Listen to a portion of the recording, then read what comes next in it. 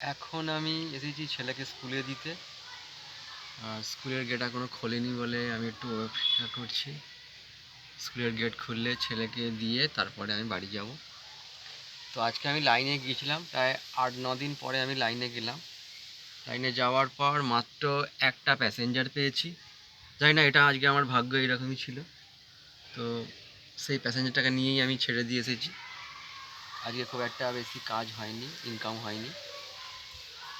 যাই হোক, তো আমি এই কদিনের মধ্যে আমি ছোটোবেলায় যেখানে খেলাধুলা করে বড় হয়েছি সেই জায়গার ভিডিও করব, তোমাদের সঙ্গে শেয়ার করব। তো এখনও পর্যন্ত আমি লাইনে যাওয়ার এখনও ইচ্ছা নেই এখন আর, কারণ গেলে সেই 1 ঘন্টা লাইন দেওয়ার পর মাত্র 1-2 জন যদি প্যাসেঞ্জার পাই ঠিক পোষায় না, খাটুনিটা বেকার হয়ে যায়। যে কারণে আমি এখানে যাবো না আজকে। তো আজকে আমি এই পর্যন্তই আছে। তো আজকে তো আমার ছোটোবেলায় যেখানে আমি খেলাধুলা করে বড় হয়েছি সেই জায়গাটা আমি যাব। আগের দিনে যাওয়ার ইচ্ছা ছিল, কিন্তু সেখানে একটা সময় হয়নি, তাই আমি যেতে পারিনি।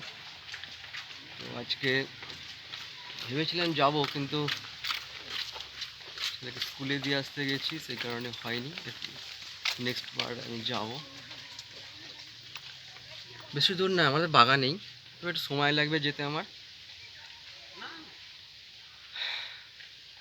আর একটু জঙ্গল বলে, আগে জঙ্গল ছিল, এখন ফাঁকা হয়ে গেছে। জানি না এখন কী অবস্থায় আছে, তোমাদেরকে গিয়ে দেখাবো আমি। ঠিক আছে, তাহলে এখনও পর্যন্ত আমি এই পর্যন্ত ভিডিওটা করছি। ছেলে স্কুল খুলে গেছে, ও ভিতরে ঢুকেছে, এবার আমি বাড়ি যাব। টাটা।